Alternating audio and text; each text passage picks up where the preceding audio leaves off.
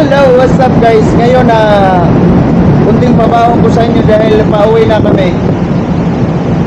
Yung pag-engage ng winch, ipapakita ko sa inyo lalo na sa mga baguhan kung paano mag-engage ng winch. Kasi karamihan talaga pag bagong sampa, hindi pa talaga alam kung ano yung winch, ano yung mag-engage. Tulad ni Sherwin, bagong sampa, nalilito pa talaga siya paano mag-engage at saka disengage.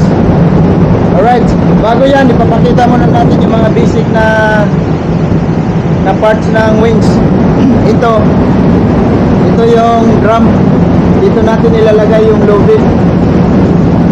Tapos ito naman ang tension drum. Pag nasa puerto na tayo, ililipat dito ang lubid. Dito, kita nyo dito, meron ditong hiwa.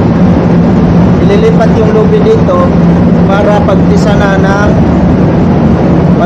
ng lubid. Ito naman ay gypsy head or wrapping head. Yan lang mga mahalagang parts ng winch. Ang control kasi nito ay malayo, nandun, no? Kaya may kasama tayo doon na mag-alalay sa ating pag-ikot ng winch.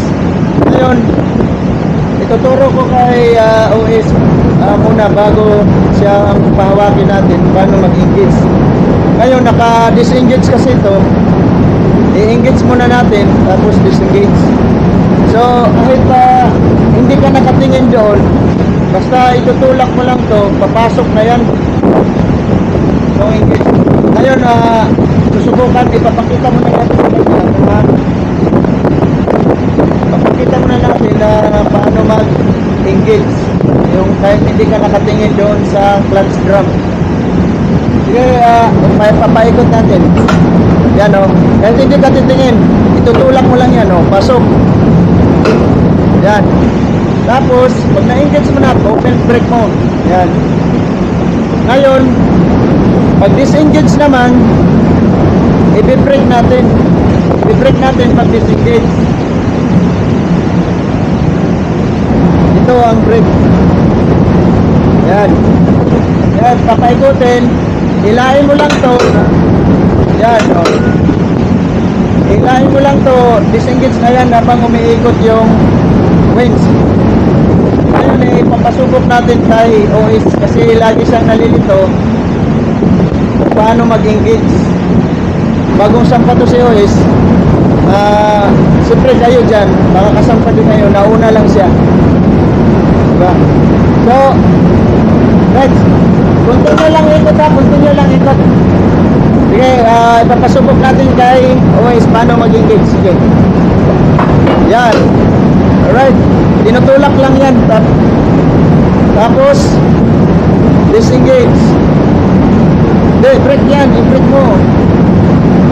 Brake yan. Tapos disengage. Yan. Madali lang guys, ganun lang. Engage, disengage. Ang importante, pagkatapos mo mag-engage or disengage, lagi mong lagyan ng harang o pin. Tulad nito, naka-disengage tayo, harangan mo ng pin. Yan. Harangan mo ng pin para hindi siya mag-engage habang umiikot. Habang gumagamit tayo ng gypsy head, umiikot siya, hindi ito sasama. Ngayon, pag naka-engage ka naman, ilalagay mo rin to.